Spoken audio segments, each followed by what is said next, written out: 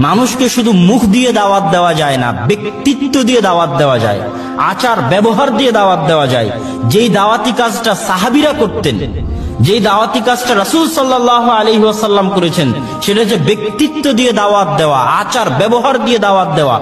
5টা মিনিট তার সাথে কথা বললে মানুষ প্রভাবিত হবে। তাকে বলা লাগবে না যে আসো ইসলাম গ্রহণ করো।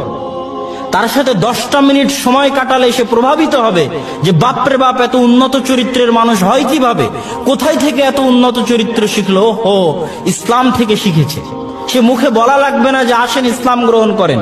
আর আমাদের পুরো দাওয়াতের ভিত্তি হয়ে গেছে মৌখিক দাওয়াত। কারো চরিত্র ভালো নয়, ইল্লা মান রাহিমা রাব্বি, যার প্রতি আমার প্রতিপালকের দয়া আছে সে ব্যতীত।